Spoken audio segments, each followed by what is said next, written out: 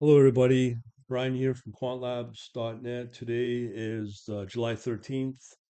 Got my specs on because I want to look intelligent and smarty pants and cut down the glare on my poor aging eyes. Anyway, so I've gone over a video, very recent last two videos prior to this, that talked about the funds that you can earn out of London, UK, HFT firm, really what do we call it? They have their own capital, and basically it's a C++ shop, and they do their own market making. So I got interested in that, and basically I want to show you what I'd probably look for, just to reverse engineer projects. And part of the other inspiration was from a guy that opted into my email, and that's over at quantlabsnet.com. And I go, wow, that's pretty impressive, him as a student. And at some point, he'll be looking for a job in this space. So he's very impressive. So I'm going to show you other folks that look good, and you just don't know who's at the other end reading your stuff. So let's get to and have some fun here. Okay. So typically, if I was in the space wanting to start my own fund, I'm not saying I'm a diehard programmer, but I've worked, quite a long time in coding and whatnot. And I kind of have an idea what to do, what I'm looking for, and to reverse engineer stuff and to see if it works or not. So what I want to show you is a couple of projects, random projects here on good old Google using GitHub. And just to show you the things I'd be looking for, and most likely what other most likely recruiters are looking for. And I'll just go through the challenges of what somebody like me would go through to find good coders. So obviously I start on Google. I'm going to put in here GitHub. That's the place of all repositories. It's another form of a resume, really. C++ market making. Okay, so we already got some search results here. So I'm going to show you just a couple of random ones that I found. So we have here limit order book example test. So let me go to the main section here. And this is from BR Projects. Now, let's just go into the kind of stuff that BR Projects does.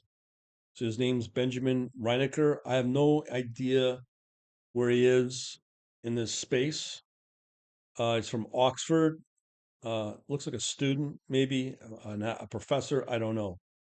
So this one we are looking at is a limit order book, C++. Okay, a couple of things here. He goes on and talks about all his stuff and what he learns, the actual project.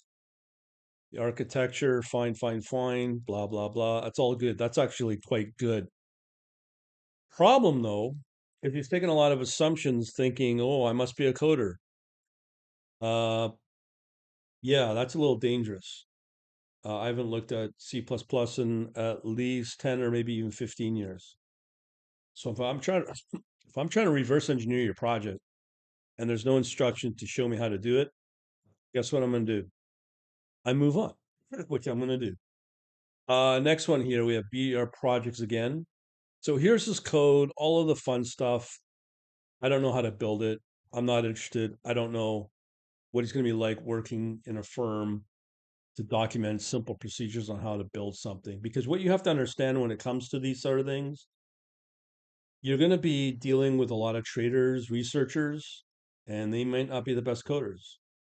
And if you can't be bothered to put out simple procedures on how to build something cleanly, flawlessly, I'm not sure if you're going to be living up to the task of being in a firm that's probably got very high standards.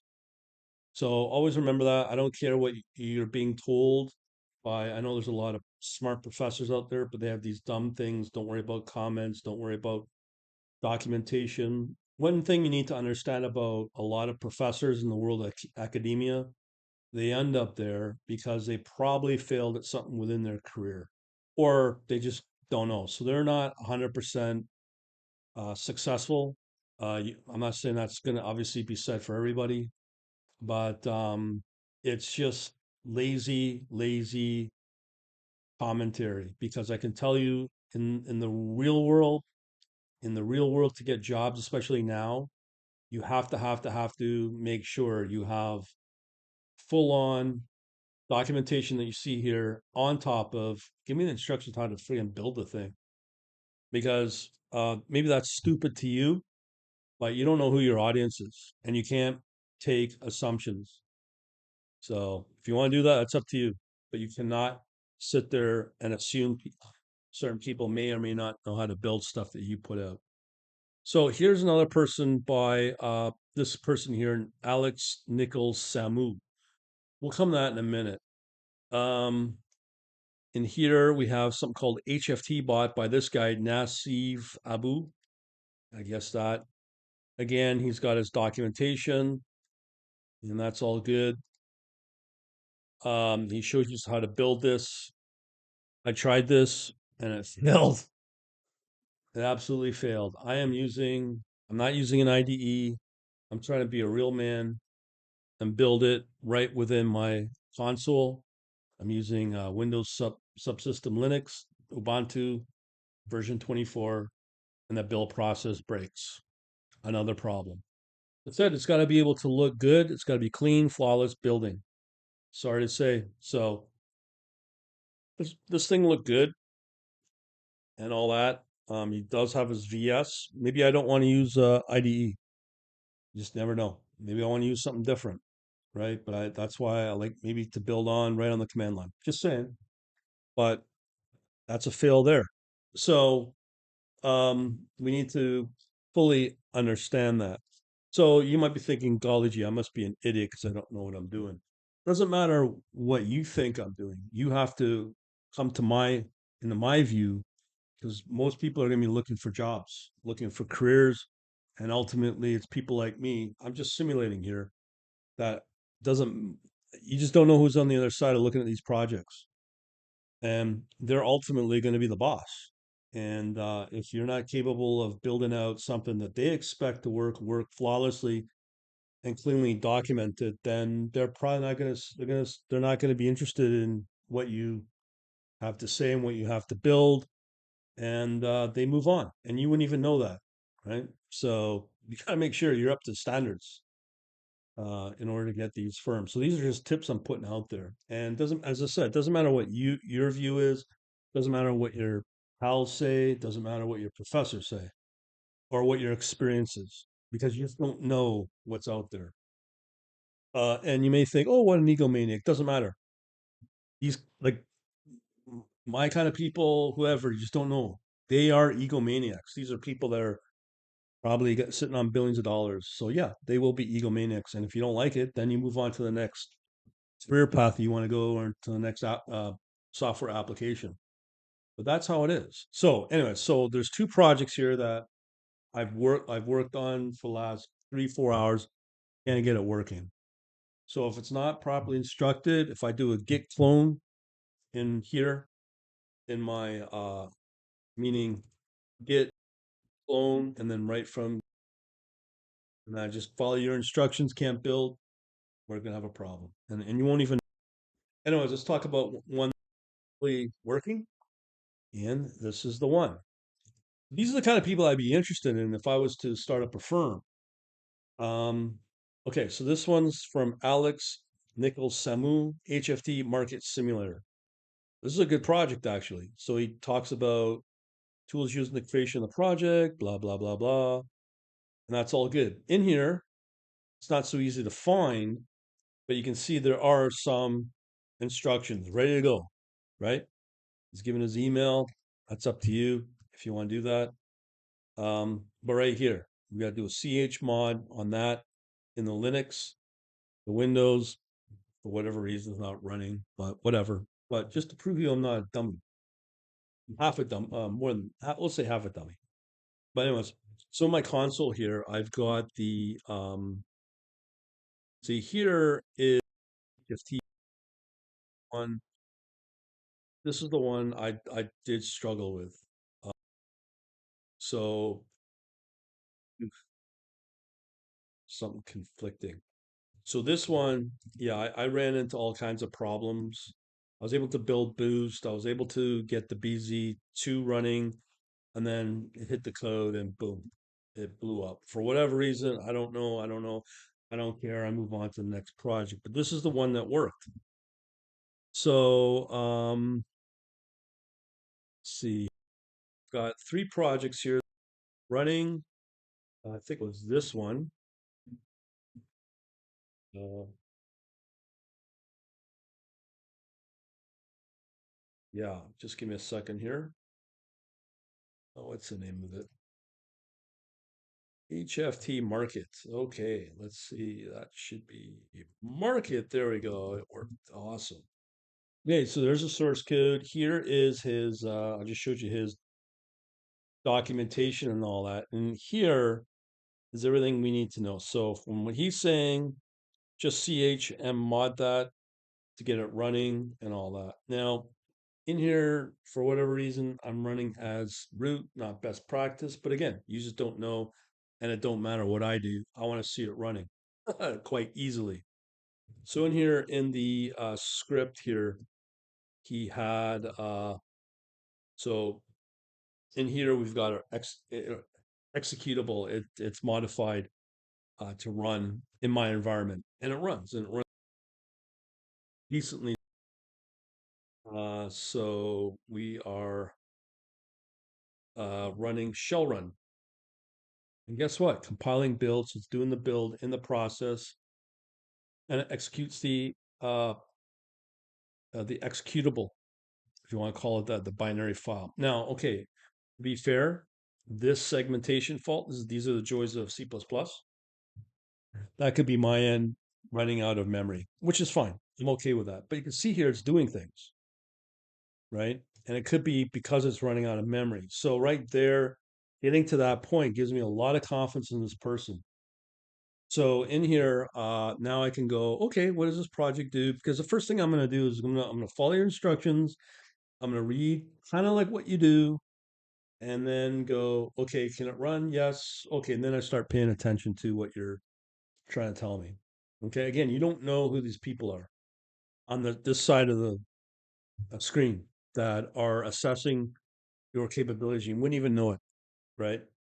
So in here, we can see here some decent documentation, which to me is important. I don't know how other firms are, but I think these are really important to take note on. So in here, we've got our C++ code. Is it commented? Is it what I call mnemonic? Somewhat it is. Yeah, I can understand kind of what it's doing, and I'll pay more attention to it. If it's some bizarre thing not properly documented, I'm probably gonna move on. So we got our headers, the C++ source, the README in there. It's all good. I can run it. I'm happy with that, and I'm not gonna spend time any further trying to figure out what this is doing. But at some point, I may do that. So these are the kind of people I pay attention to. When we get it to a point where it runs, I can build it and runs. Okay, I just wanted to highlight to people. And C++ is not an easy language to build on, to learn from. Um, but again, we're at a point now where you got probably 1,000 people, 2,000, 3,000 people applying for one job at these firms that pay out big top money. One thing I will say further, uh, when it comes to the firm that I highlighted, was it yesterday, I believe, or 2 days ago, that's paying the 3 million bucks per head.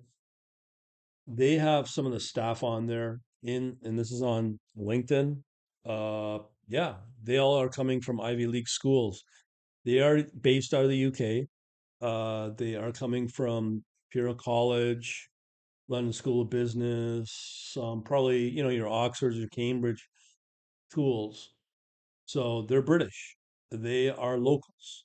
I don't know how many graduates are coming out of these schools per year. So remember, this is a London firm. They're hiring people locally, in London. So that's step number one. You may have a challenge with if you're not born in London or born in the UK or have US, sorry, UK visa status. unless you're a walking genius coming out of MIT with a verified track record, making, I don't know, $1 million in 3 months with $10 starting, chances are that the school or the employer may want to talk to you. Um, but they've got to figure out, is it worthwhile to put a visa sponsorship together for you when, these firms, this big one, or fast growing when it's high profile, seems to hire a lot of people from primarily the UK because they're local in London. I did see some from Australia, New Zealand, so that helps. Being in the Commonwealth may help in from the US, Canada, I can't say. But as I said, they seem to have a pretty good supply of people and talent that they're getting locally. So they don't need to process any sponsorships and visas to get those kind of grads. Yes, they are building in New York. They have a location in Singapore.